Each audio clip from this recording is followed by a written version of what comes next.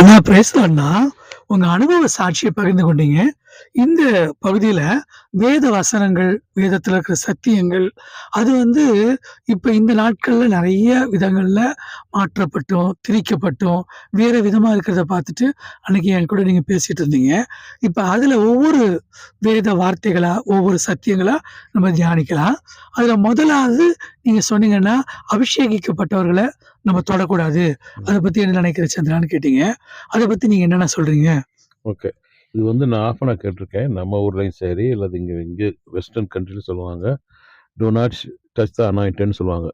ஏன்னா, அது சரிங்கண்ணா. வந்து சாம் சாப்டர் 86ல இருக்கு. அது எதுக்கு சொல்லியிருக்குன்னா வந்து, அ சால் வந்து கிங் சால் தான் ஃபர்ஸ்ட் கிங். அது கடவுள் அனாயின்ட் பண்ணி தான் அவர கிங்கா சூஸ் பண்ணி வச்சாரு. அபிஷேகிக்கப்பட்டவர் தான் அவரு. ஆமா. அதான் அனாயின்டட்ன்னு சொல்றது. ஆச்சா? சரிங்கண்ணா. ஸோ, அவரு வந்து அஃப்கோர்ஸ் ஒரு சாக்ரிஃபைஸ் பண்ணிருவாரு.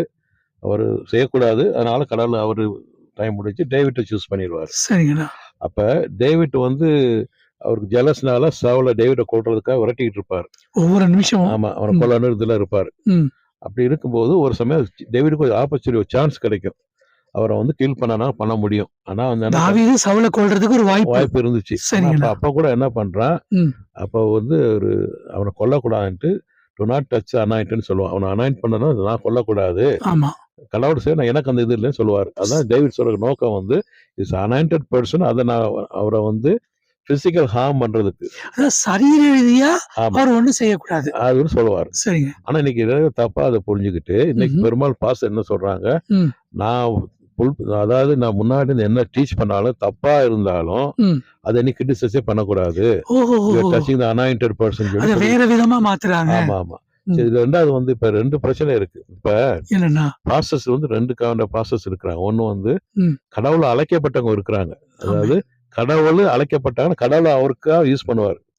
ஓ, ஆச்சா? தேவன் ஒரு மனுஷன கூப்பிட்டா, அழைச்சா தேவன் தன்னுடைய பணிக்காக யூஸ் அவர் பயன்படுத்துவார். இன்னொன்னு வந்து கடவுள யூஸ் பண்ணவங்க இருக்கிறாங்க. இது ரொம்ப வித்தியாசமா இருக்கே! ஏன்னா இவங்க எப்படின்னா, ஆஹ. பாஸ்டர்ங்க வந்து ஒரு வேலை, ஒரு ஜாப்ங்கிற மைண்ட் செட்ல வர்றாங்க. சரிங்கண்ணா.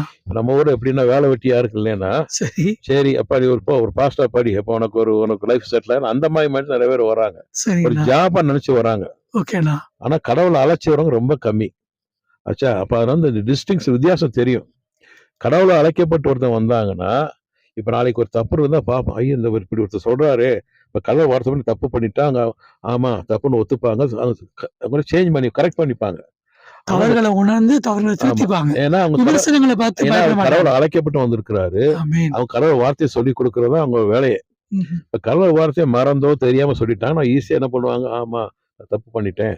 கரெக்ட் பண்ணிப்பாங்க. ஆனா அந்த கடவுள அழைக்காம இது அதாவது காசுக்காக கூத்தடிக்க வராங்க இல்லையா? ம்ஹ்ம். காசுக்காக வரவங்களுக்கு, ம். அவங்களுக்கு என்ன இருக்கும்? இந்த பண ஆசை இருக்கும். இந்த பெருமை இருக்கும். இந்த டைட்டிலுக்காக வருவாங்க. அவங்களுக்கு யாரும் கிரிட்டிசைஸ் பண்ணக்கூடாது. அப்ப இந்த வார்த்தைய யூஸ் பண்ணுவாங்க. டூ நாட் டச் த அனாயின்ட்ன்னு சொல்லுவாங்க. அப்ப அவங்களுக்கு சாதகமா. சாதாரணமா. அப்ப மத்தவங்க ஐயோ! அது எதுக்குப்பா வம்பு? அவன தொட்டா நமக்கு பிரச்சனை ஆயிரும். நம்ம கடவுள தண்டிச்சிரும் பயத்துல மக்களும் சொல்ல மாட்டாங்க. அப்ப அவங்க தப்பா சொல்லிக் குடுத்தாலும், யாரும் சொல்லவும் முடியாது. ஆனா அது மட்டும் இல்ல. அவங்க அந்த தப்பா சொல்லிக் குடுத்து மத்தவங்களுடைய ஆத்மாவையும் அவங்க எரிநரகத்துக்கு அனுப்புறாங்க. ஓ, இதுதான் சத்திய உங்களுக்கு பெரிய வேதனை. ஆமா. அது பெரிய பாரமா இருக்கு. ஏன்னா, ம். சத்தியம் உங்களுக்கு ஏன்னா அவங்க கடவுள் அழைக்கப்பட்டு வரலையே! காசுக்காக வந்திருக்காங்க. ராங் ரீசனுக்கு மோட்டிவ்ல வந்திருக்கிறாங்க. ம், ம். அப்ப அவங்க நோக்கம் எல்லாம் தெரியுமா? தவறான ஒரு நோக்கம். அவன நல்லா பணம் சம்பாதிக்கணும். நல்லா சொசைட்டில ஒரு ஒரு ஒரு டைட்டில் இருக்கணும். ஒரு ஆனர் இருக்கணும். அப்படி ராங் ரீசனுக்கு வர்றாங்க. அப்ப அவங்களுக்கு வந்து சொன்னா பிடிக்காது. ஆனா மக்கள் அத பயந்துட்டு சத்தியம் அது என்ன அத ஒழுங்கா பைபிள படிக்கிறதில்ல. அத போய் இந்த சாம ஒழுங்கா படிச்சீங்கன்னா, எதுக்கு சொல்லப்பட்டிருக்குன்னு தெரியும் அவங்களுக்கு. அது தெரியாம இன்னும் அப்படியே பிளைண்டா பாஸ்டரும் பிளைண்டா இருக்காரு. இந்த பிளைண்ட் எப்படி பிளைண்ட லீட் பண்ண முடியும்? குருடருக்கு வழிகாட்டுகிற குருடர். எக்ஸாக்ட்லி. அப்ப அந்த கொஞ்சம் பேர் இருக்காங்க இல்லையா? அவங்கட்ட நான் பார்த்துருக்கேன். ஒரு ஒரு சத்தியத்த பேசுறவங்க, அவங்க சொல்லுவாங்க, "நான் என்னைக்காவது நான் பெர்ஃபெக்ட் கிடையாது. ஆனா தப்பு ஒரு வேள பண்ணேன்னா, நான் கடவுள் வார்த்தைப்படி இருந்துச்சுன்னா, நான் மாத்திப்பேன்" அப்படின்னு சொல்லுவாங்க. இது வந்து மத்தவங்களுக்கு வராது. அப்ப எப்ப பார்த்தாலும் டோ நாட் டச் அனாயின்டட் அபிஷேகப்பட்டு தொடக்கூடாதுன்னு ஒரு பயமுறுத்தி வச்சு மக்களும் பயந்துட்டு அப்படியே இருப்பாங்க. இது நமக்கு நம்மளுடைய இது ஒரு பெரிய சாபம் தான் ஆக்சுவலி. ஏன்னா இது வந்து பெரிய ஒரு சாட்சியம் இல்லாம போயிருது.